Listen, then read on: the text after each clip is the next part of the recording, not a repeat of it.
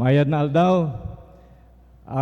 Dako nga panalangin nga gihatag sa Ginoo kanako nga maka tambong ni ining 95 ka tuig nining iglesia. Og salamat sa kaayo sa Dios no sa atong kinabuhi. Og happy 95th anniversary Bethel Baptist Church. Og hinaot nga kini nga celebration magadasig kanato sa pagpadayon nga madasigon hangtod sa unahan. Dili lamang kita nagahulat sa ika-100 nga tuig. Of course, I believe that will be a big celebration. Pero tanaw kita sa unahan, beyond, no? Mao kana ang ato nga tema. O ang atong pagsalig na kanunay sa Ginoo nga siya magadala kanato niana nga mga panahona kung dili pa si mubalik. So dili man tingali layo kayo ang 5 ka tuig nga atong palaabuton. Pero mas maayo pod nga dunay celebration nga medyo tagaan natog significance ang 95th celebration. Kay I believe this is a preparation para sa centennial celebration. This will give us a glimpse of what we can do and how we can celebrate sa goodness, sa faithfulness sa Ginoo. Mas maayo pod nga i-appreciate ang atong mga loyal nga mga membro no sa iglesia. Og ang gobyerno nagahatag og recognition sa mag-edad og 80, 90, 100.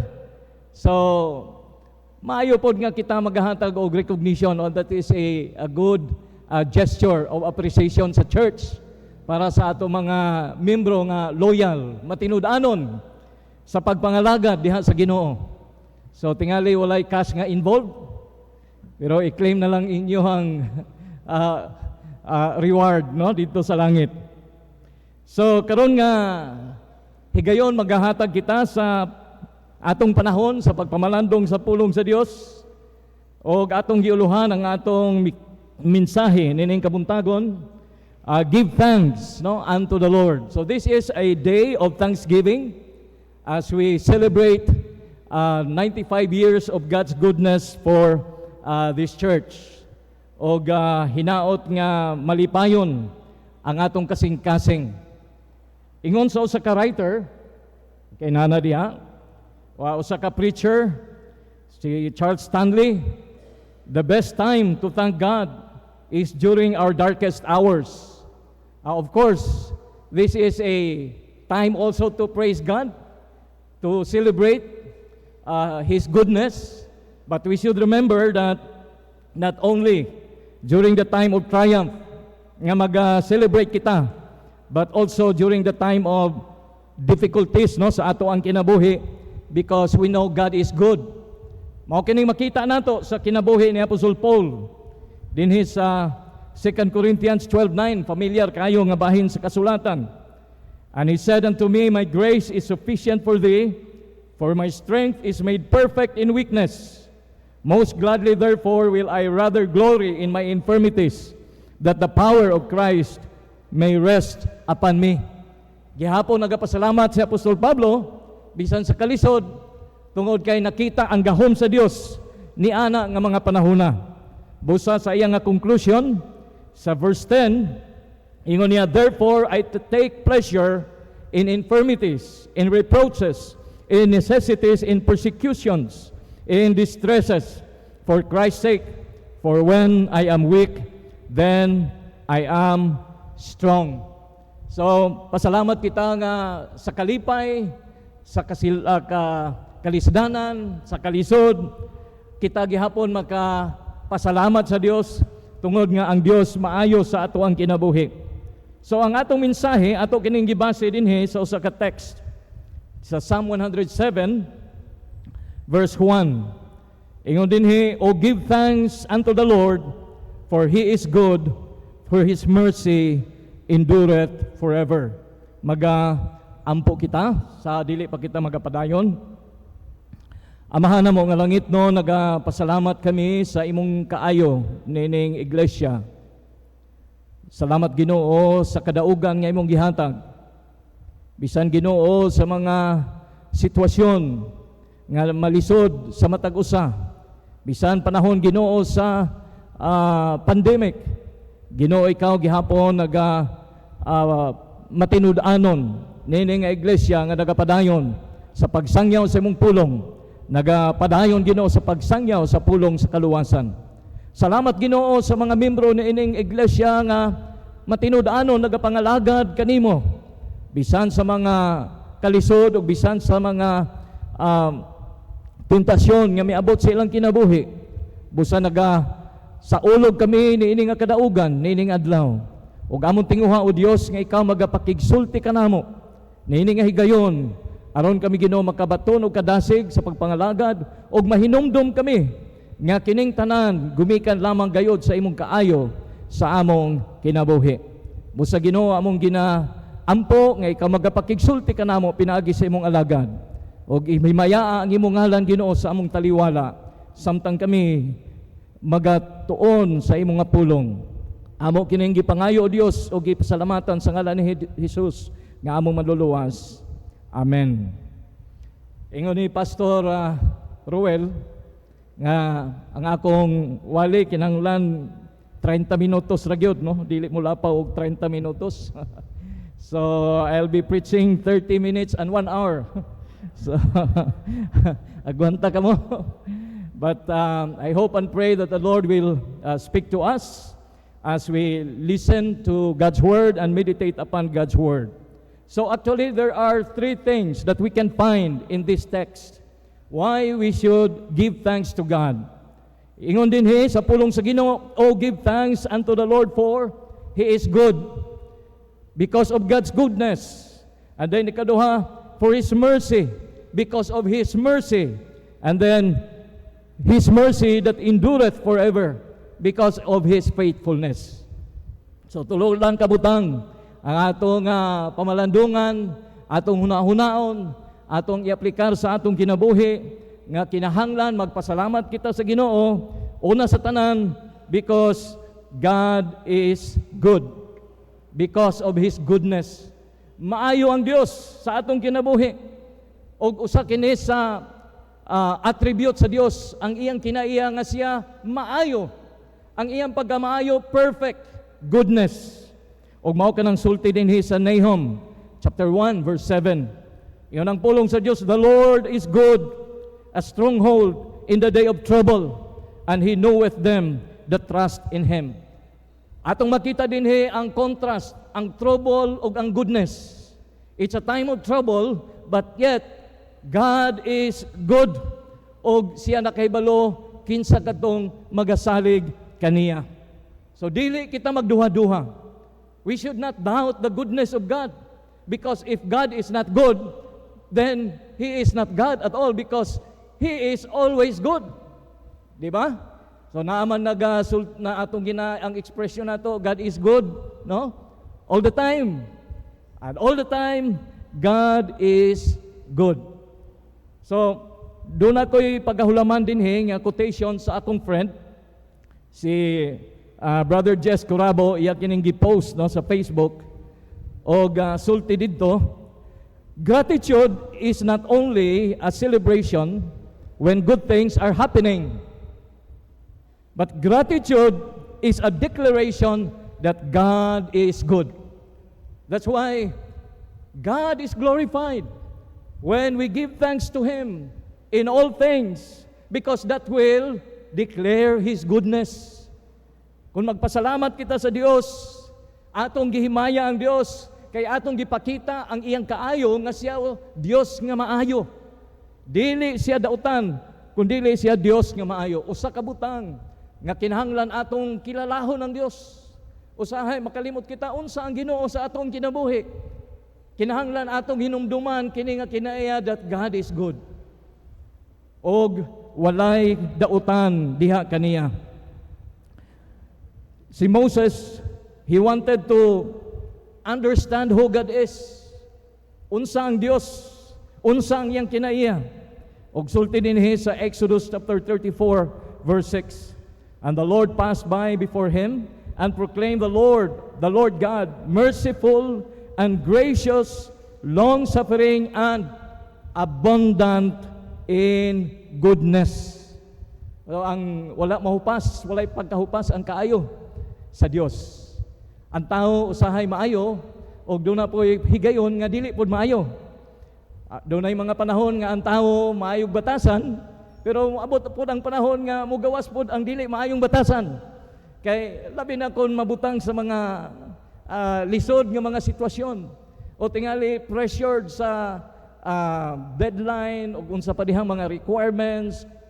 So, kung you are under pressure, diha mo abot ang mga kinaiya nga dili maayo. But God is always good. He is abundant in goodness. Another verse, Psalm 25 verse 8. Good and upright is the Lord. Therefore will He teach sinners in the way.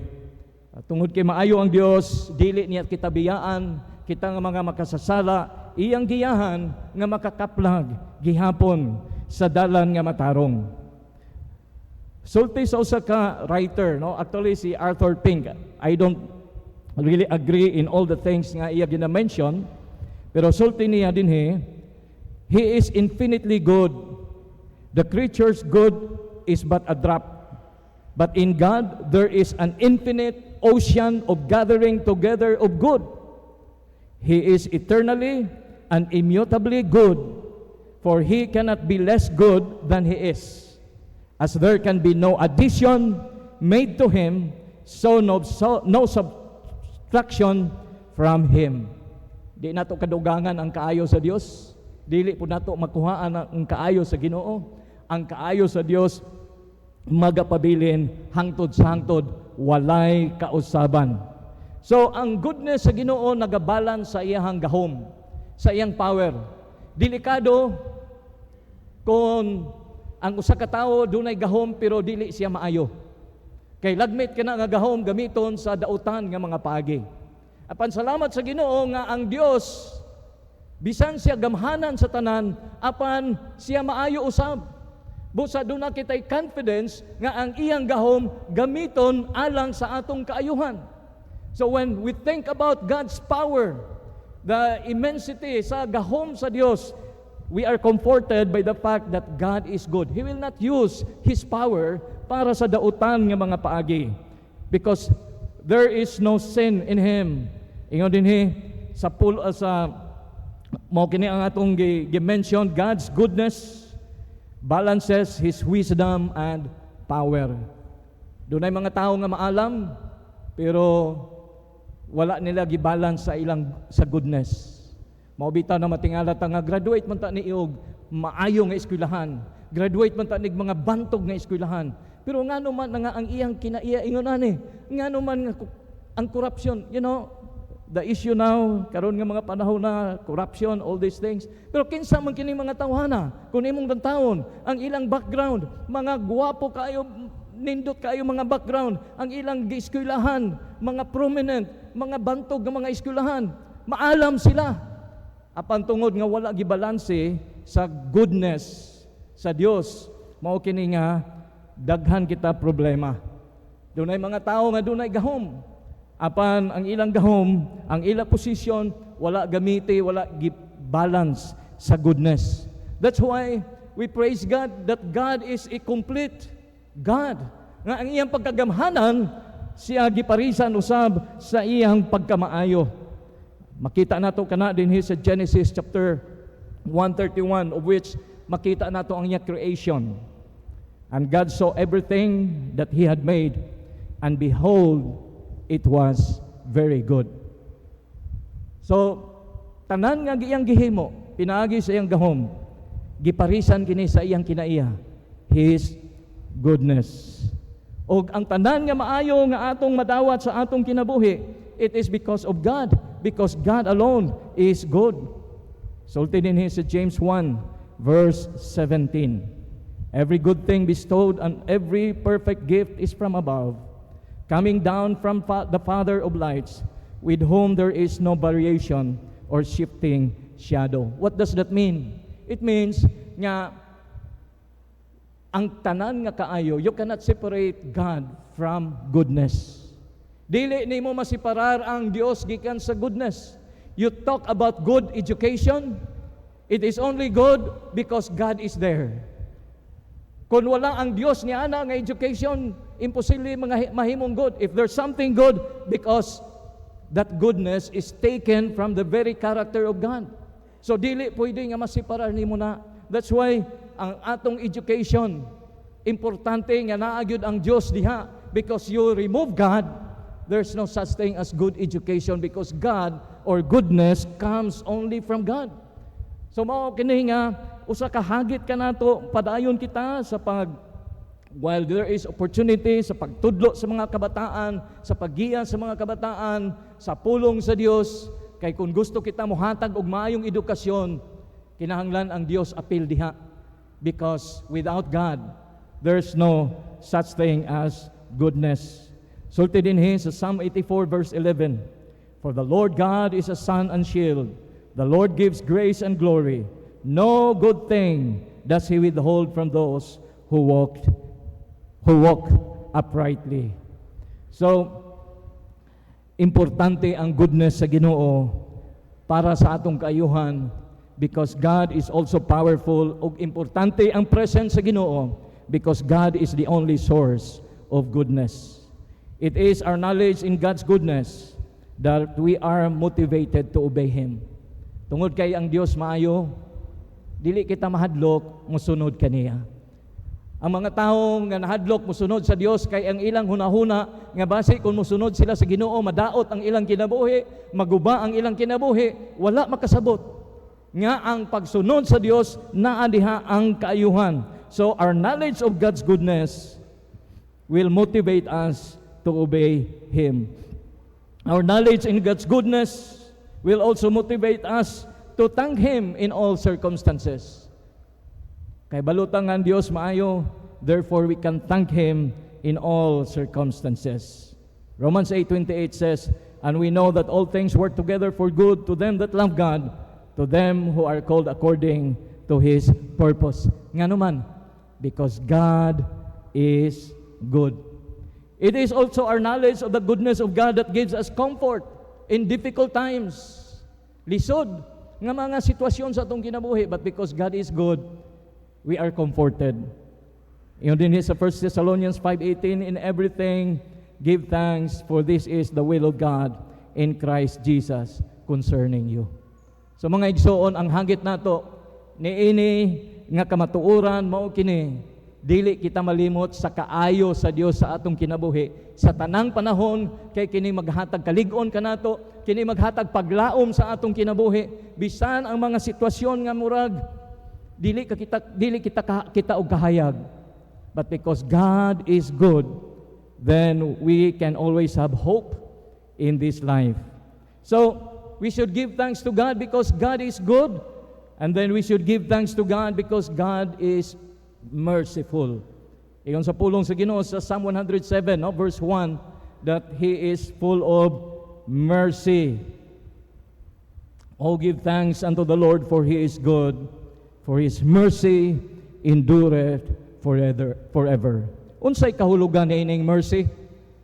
Ang atong hunahuna kalabanan nga atong madunggan mercy is that God is withholding what we deserve. We deserve punishment, yet God is withholding that punishment so that we can receive grace. Pero atong tanaw din ang scripture about God's mercy. It could also mean favor from God. So dili lang mayon kita God is withholding. But when we talk about God's mercy, it is also about God giving favor para sa ato. Dinhi sa Genesis 39 verse 21. Iyon dinhi sa kinabuhi ni Joseph. But the Lord was with Joseph and showed him mercy and gave him favor in the sight of the keeper of the prison. So mercy is also about giving favor, not just withholding. So it can be interchanged with grace, because some people say nga ang grace is God giving what we don't deserve, and mercy is God withholding what we deserve. But actually, in the scriptures, there is no such thing as distinction between the two in such manner. Kaya ito makita din ha, nga doon na mga times nga mercy ang gigamit, but it's talking about favor. Like for example here, in Lamentations, chapter 3, 22 to 23. It is of the Lord's mercies that we are not consumed, because His compassions fail not. They are new every morning.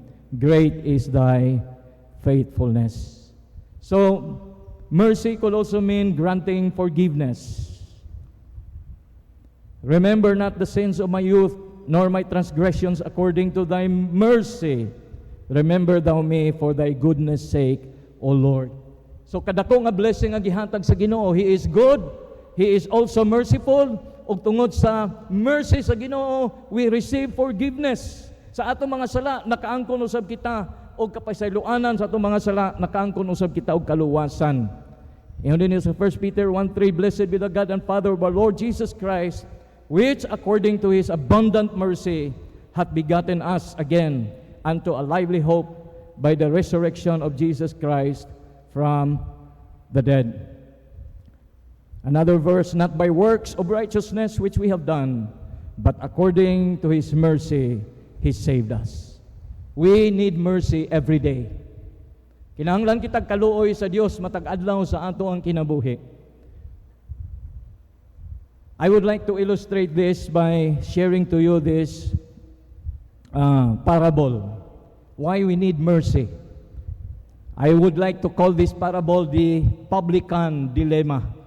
This is the parable of the Pharisee and the publican. Both of them were in the temple. They were worshiping in the temple, but each one has a different outlook and attitude towards God. Now let me share to you Luke 18:10-14. No? Verse 10, 2 men went up into the temple to pray, the one a Pharisee and the other a publican. The Pharisee stood and prayed thus with himself, God, I thank thee that I am not as other men, who are extortioners, unjust, adulterers, or even as this publican. So iya gyud gi-point ang publican as iyang likod, no? So, and then I fast twice in the week. I give tithes of all that I possess. And the publican standing afar off would not lift up so much as his eyes unto heaven, but smote upon his breast, saying, God, be merciful to me, a sinner. Unsay sulti ni Jesus Christ. I tell you this, man went down to his house justified rather than the other. For everyone that exalteth himself shall be abased, and he that humbleth himself shall be exalted. So ako kining gitawag og publican dilemma tungod kay before the eyes of people, this publican or tax collector was a rich man, dato, adunahan, and from the eyes of the world, this man was a successful man because he was picked by the Romans nga mahimo siyang collector og buhis og ang bisan pa sa mao nga sitwasyon nga successful siya outwardly, but deep inside naa siya mga struggles, naa siya mga guilt feelings. So sometimes sa atong kinabuhi maglantaw ang tao nga maayo kitang tao o medyo maayo ang atong kahimtangan, but it's very possible nga dunay mga struggles sa atong kinabuhi. It's very possible nga dunay mga kaulawan sa ato ang kinabuhi. Because this is a shame culture. Ang atong kultura is a shame culture. If we have done something wrong, maulaw ta. That's why mingon ta sa itong mga bata, di mo magpakaulaw, ha? Kung doon ay mga mistake nga atong nahimo, maulaw ta. So sometimes ato kining gi-cover up ug uban pa nga mga butang diha, pero deep inside bisag okay lang nga murag maayo lang, pero may mga ginabatyag. There is emptiness inside. Mao kining gibati niini nga publican nga usa siya katawo nga successful, and yet naay emptiness sa iyang kasing-kasing, naay mga kakulangan sa iyang kinabuhi. So unsa ang iyang pagabuhaton? ang iyang gibuhat, honestly, miduol siya sa Ginoo, ingon niya ngadto sa Dios, ingon niya dinhi, wala na gani siya makahangad. Ang gipangayo ra niya, Ginoo, be merciful to me, a sinner. You know, ang usa ka comfort dinhi mga kaigsunan, that God accepted sa iyang repentance and he was a new person. Ang iyang kaulaw gikuha sa Dios. Pasag din na lang mga tao unsay isulti sa Ginoo, but before the Lord, because of God's mercy, we can look straight sa atong kinabuhi. Why? Because we know we are forgiven by the grace of God. We are cleansed by the mercy of God. Siguro uban kaninyo nakabati sa o nakakita sa testimony, no, sa usa sa mga actresses, no, usa ka mga sikat nga mga artista nga very scandalous ang nahitabo, no. Maybe you heard about Hayden Ko or Christine Reyes, something. But anyway, sa iyang testimony, kay na Christian naman siya, even after that scandalous thing na nahitabo sa iyang kinabuhi, iyang ginastrive gihapon nga maayo siya nga pagka-artista, and then naa siya mga awards sa iyang acting. But after those things, deep inside naa gihapon emptiness, naa gihapoy kakulangan siyang kinabuhi. Ingon niya, unsa may mahimo sa akong accomplishment sa akong kinabuhi nga dunay mga dili nako makuha sa ako ang kasing-kasing, unsay nahitabo kaniadto, wala na ko'y mahimo. And sometimes na iyang tendency nga dili mo tago na lang, dili mo pakita tungod sa kaulaw. Pero wa sila mahimo, he has to, life has to move on until iyang nabasa kini nga parable. And then it was a great encouragement to her nga dili kini ingon nga pareha sa Pariseo nga ang iyang gibati, mao niko, mao kana akong accomplishment, atubangan sa Dios. In reality, kinahanglan kita og kaluoy sa Ginoo, kinahanglan kita pasaylo sa Ginoo, og nga sa atong pagpasaylo sa Ginoo, ang Dios magadawat kanato og magahinlo kanato, magakuha sa tanantang mga kalapasan. Ang mga kaulaw nga atong nahimo in the past, kuhaon sa Dios. Tingali, dili ka na tingali sa uban nga mga tao, naana silang hunahuna pasagdi, kay ang importante atubangan sa Dios, kita gipasaylo sa Ginoo, because God is our merciful God. That's a great truth that we have to put in our minds. Kay kita matag usa kanato na ay mga struggle sa atong kinabuhi. Matag usa kanato dunay mga kasaypanan sa atong kinabuhi. Duna kitay mga failures sa atong kinabuhi, but praise the Lord, God is merciful. And because of that mercy, we can move on with life with confidence that we are made whole before the Lord. We are accepted before God. And this is God's promise para kanatong tanan. Iyon din, for I will be merciful to their unrighteousness, and their sins, and their iniquities will I remember no more. Wow! Sige pa kaginumdum sa imuhang mga sayop. Sige pa kaginumdum sa imong mga failures sa imuhang kinabuhi. Higala, igsoon, ingon dinhi sa pulong sa Ginoo, kuna si Kristo sa imong kasing-kasing. Ang atong mga kasaypanan, ang atong mga kalapasan, gipasaylo sa Dios. Di na nato hinumduman, kay di na magani maghinumdum ang Ginoo. That is how great God's mercy is. That's why makapasalamat kita sa Ginoo. Makahugyaw kita sa Dios sa iyang kaayo sa atong kinabuhi, because God is good. Bisan sa atong mga kalisod, and God is merciful. He will bring healing, completeness sa atong kinabuhi. Pinaagi sa iyang grasya, pinaagi sa kamatayon ni Kristo nga iyang gihimo dito sa cross sa Kalbaryo.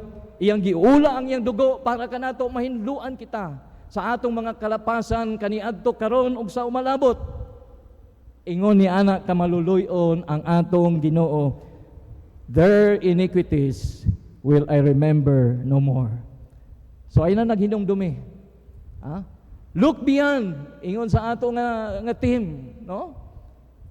Affirming God's faithfulness now and beyond. As we look at the future, God is always good. God is always merciful. There's no need to be depressed. There's no need to wallow in darkness. Because depression is a lie. It is a lie. It will cover our eyes for sa unsay mahitabo sa future. We can only trust God, and He will do great things for us as He has promised. So God is good. God is merciful. That's why we give thanks to Him. And then we give thanks to Him because God is faithful. Iyon din sa iyang pulong, O give thanks unto the Lord, for He is good, for His mercy endureth forever. The word there, endurance, that speaks of God's faithfulness. Magapadayon ang kaayo sa Ginoo because He is faithful. Hebrews 13 verse 8 tells us Jesus Christ the same yesterday and today and forever. Even if sometimes we are not faithful, we have to remember that God is faithful. If we believe not, yet He abideth faithful. He cannot deny Himself. It means nga magpabilin nga faithful ang Ginoo tungod kay dili niya ma-violate ang iyang faithfulness. Dili niya maguba ang iyang character because that is who He is. Faithful ang Diyos. That's why makasalig kita kaniya, makapasalamat kita kaniya, makatutok kita diha kaniya because He cannot deny Himself. Meaning to say, He cannot change His character. He will always be faithful even the times nga kita dili faithful diha sa Ginoo. So, ingon ni Wayne Grudem, God's faithfulness means that God will always do what He has said and fulfill what He has promised. He can be relied upon and He will never prove unfaithful to those who trust what He has said. Another description of faithfulness, He never forgets, never fails, never falters, never forfeits His word. To every declaration of promise or prophecy, the Lord has exactly adhered. Every engagement of covenant or threatening, He will make good. Tumanon yun niya ang iyang mga saan. Tumanon po niya ang iyang mga warning. Kung dili kita maminaw kaniya. Why? Because He is faithful. Kay mao kining kinaiya niya makita nato dinhi sa Numbers 23 verse 19. God is not a man that He should lie, neither the Son of Man that He should repent. Hath He said, and shall He not do it? Or hath He spoken, and shall He not make it good? Oh, give thanks unto the Lord, for God is good. God is merciful, and because God is faithful, He will always carry us through even in the years ahead. Ingon sa pulong sa Ginoo, as we conclude nining a message, in everything give thanks. Ngano magpasalamat kita sa Ginoo sa tanan, hinumdumi, because God is good. Because God is merciful. And because God is faithful. Kaning kamatuoran is not just to make us feel good, but this is the truth. Nga kung ibutang nato sa atong kasing-kasing, makahatag kalig-on sa atong ginabuhi, makahatag paglaom sa atong kinabuhi, makahatag kanato kadasig sa pagpadayon sa atong kinabuhi. Magatanaw kita sa unahan bisan sa mga pagsulay nga nag-atubang kanato nga may paglaom ang Dios sa gihapon nagalihok sa atong kinabuhi. Magpabilin siya nga matinud-anon diha sa matag usa kanato. I would like to share this quotation. Gratitude, it's not happiness that brings us gratitude. It is gratitude that brings us happiness. Wow. No? Kung napasalamaton kita sa atong kinabuhi, that will, give us joy. Because that is the will of God. It is not happiness that will, give us gratitude. Daghang mga tao nga happy pero di man mapasalamaton, no? But it is gratitude when a person is grateful that will bring him joy. Gratitude can transform common days into thanksgiving, turn routine jobs into joy, and change ordinary opportunities into blessings. Oh, give thanks unto the Lord, for He is good, He is merciful, and He is faithful sa atong kinabuhi. Blessed be the name of the Lord. Magaampo kita. Atong pamalandungan ang pulong sa Ginoo na ining kabuntagon. Unsa ang Dios kanato? Good ba ang Ginoo? Merciful ba ang Ginoo? Faithful ang Ginoo? We cannot rely on circumstances to affirm niini nga kamatuoran, but we can rely on the Word of God that does not change. God is always good. He's always faithful and merciful. Dunay mga ginaatubang nato sa tong kinabuhi, ato kanang ihatag sa Dios. Kung dunay mga hitabo sa nangagi nato sa tong kinabuhi nga murag sometimes maka-depress ka nato, makapaguol ka nato, remember, kung nagrepent kita, He will not remember our sins anymore. We are cleansed, we are forgiven, we are made new before the Lord. Amahan na mo nga langit noon, salamat sa imong pulong. Salamat Ginoo sa imong kamatuoran nga makahatag kaligon sa among pag-atubang nining kinabuhi nga daghang mga pagsulay, daghang mga kalisod. Hinaot Ginoo nga among pagsalig na alamang kanimo og sa imong pulong. Ginoo sa mga dunay mga panahon we are affected by what others are saying. We are affected sa mga sitwasyon sa among kinabuhi, but Lord God, let it be nga among confidence na kanimo kay tungod do na kami relasyon diha kanimo pinaagi kang Kristo Jesus. Hinaot Ginoo nga kini maghatag kanamo kalipay, kadasig, kusog nga among gikinahanglan sa among pag-atubang ngadto sa unahan. Padayon ikaw sa pagpanalangin ning iglesia. Padayon ikaw sa pagpanalangin sa mga leaders nga magadala sa imong nga mga pulong ngadto sa uban. Ginoo, lig-una padayon kini nga iglesia hangtod sa imong nga pagbalik. Amo kining gisalig kanimo gipasalamatan sa ngalan ni Hesus nga among Ginoong manluluwas. Amen. Mayong buntag sa tanan.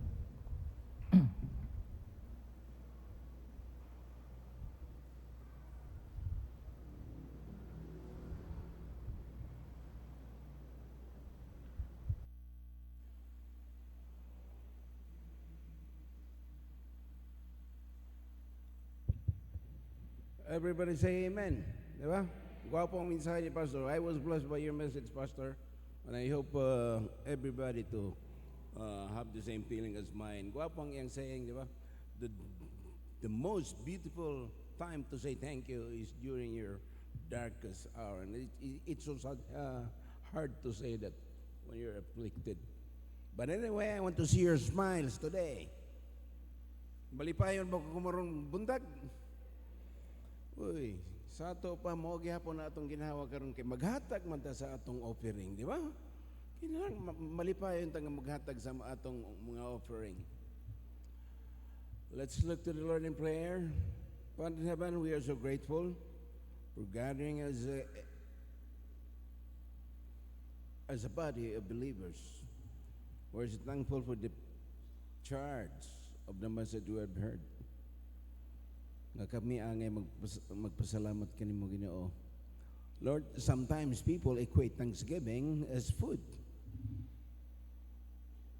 They have the wrong belief. Thanksgiving is an everyday exercise of your faithfulness in our lives. Foremost is the salvation that we have in the Lord Jesus Christ. You have commanded us to be the salt and light to this world.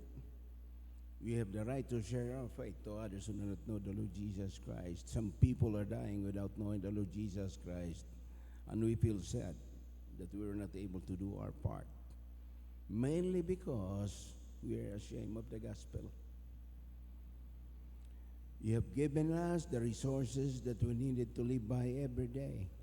Today,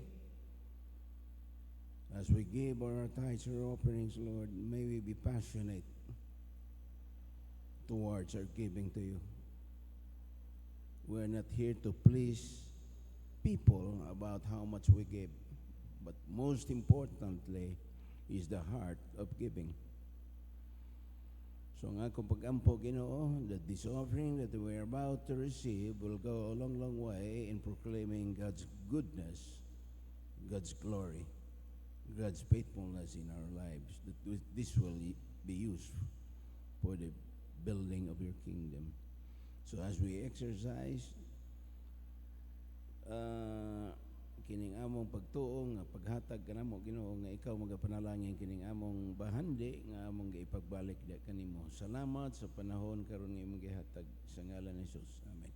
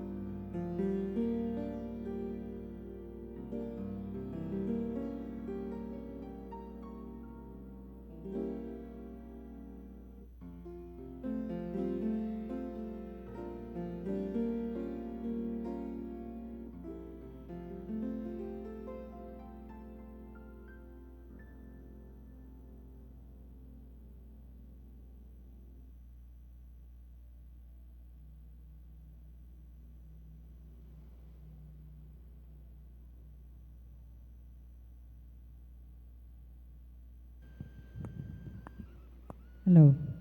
Kay aduna kitay paapas nga award, dili sad nato i-miss nga ma-miss pud nila ang pagani diri sa atubangan. So, we have balik na to atong mga ga-congratulate para makapicture ta. So we have 84-year-old nga awardee represented by her granddaughter, Anita Torres.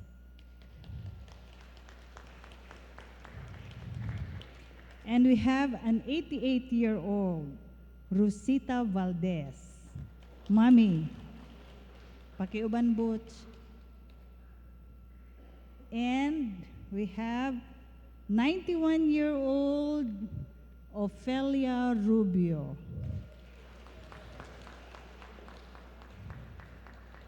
Music nga hinay.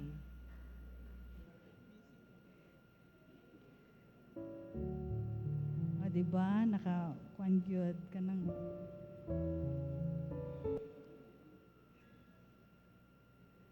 Sige, diri sa front. Dini na sa front diretso.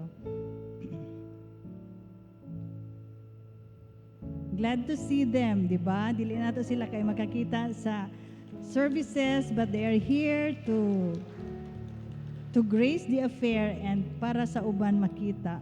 Unta makaabot ta ani nga edad, di ba? 91 mga bata, moabot ka mo ni ani, di ba? So kami makaabot ba kaha? So magampo kita para makatagaan pug kitag award.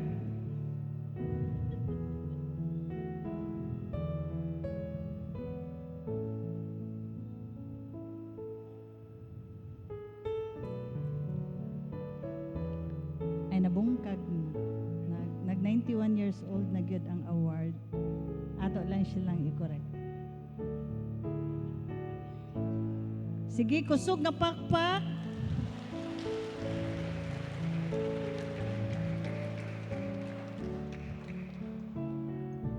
Salamat kaayo.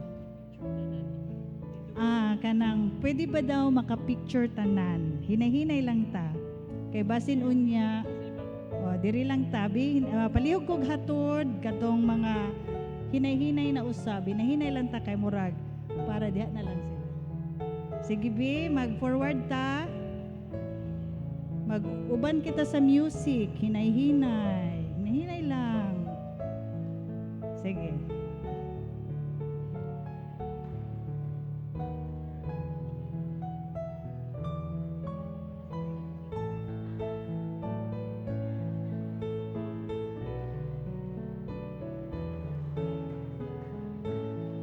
Kita bang tabangan nato sila ha?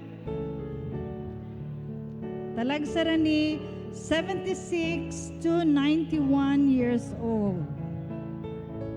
91 ba?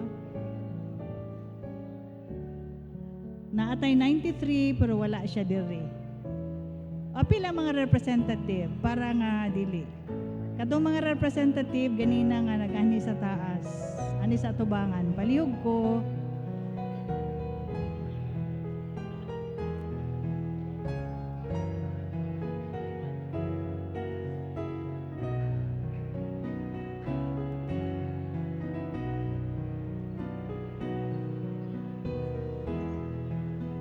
Sige, tanaw sa atubangan. Kajut sa ha. Paminaw kung asa ingnon tanaw sa atubangan. Sige.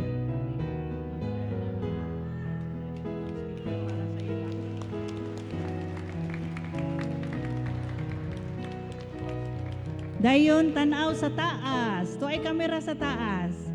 Tanaw sa taas, tao dito sa balcony. Tao sa balcony, pakpak gihapon.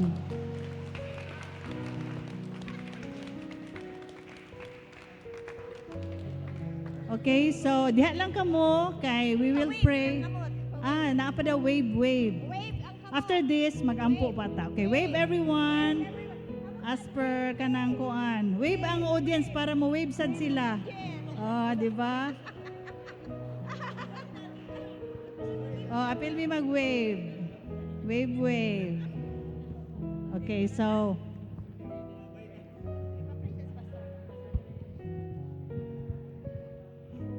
mga igsoon, tindog ta tanan please, tanan kita, ampo kita. Pasalamat sa Ginoo. Amahana mo nga langit nun, salamat gyud sa imong kaayo.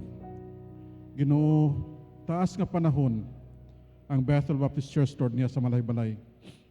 Taas nga mga panahon Ginoo ang nakabi Ginoo nga mga panahon nga nagalagad nga maigsoon Ginoo nga karon nga adlaw Ginoo nag-anis sa among simbahan Ginoo, but not all the time they can come because of their illness and their weak bodies, Lord. Ginoo, nag-ampo ako Ginoo.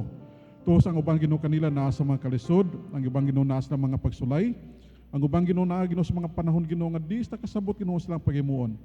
Pero Ginoo ako nag-aampo, tabangis la Ginoo. Yatag imong kaayo. Yatag imong kadasi Ginoo kanila. Nga sila Ginoo madala sa imong tiilan, mapadayon sa pag-alaga Ginoo kanimo. Nga ilang mga pamilya Ginoo maisa, nga magdala Ginoo kanila, kunya mauban Ginoo kanila sa pag-alaga Ginoo kanimo.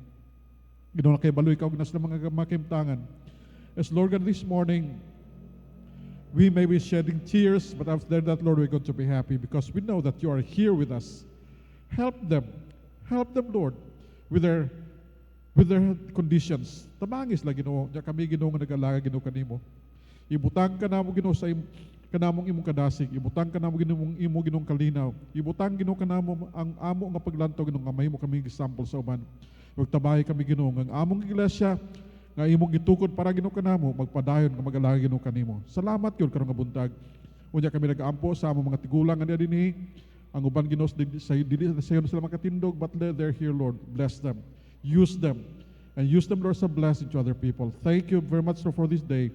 Salamat yun. O kami nagpasalamat ko sa ngalan ni Jesus, among Diyos sa manuluwas. Amen. Amen. Thank you very much.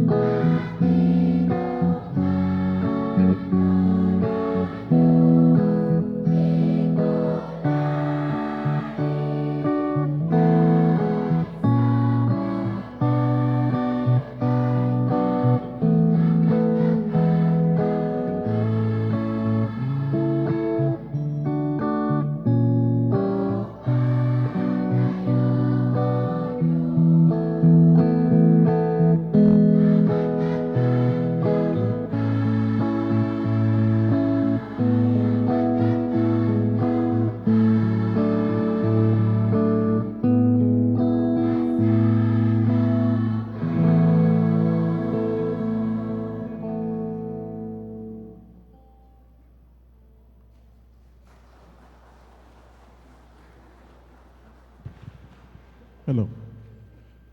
Lingkod na sa mo, lingkod na sa. Have a seat, please. Mga igsoon sa Ginoo, let me call Brother Emery Saldivar and Brother Glenn Ayala.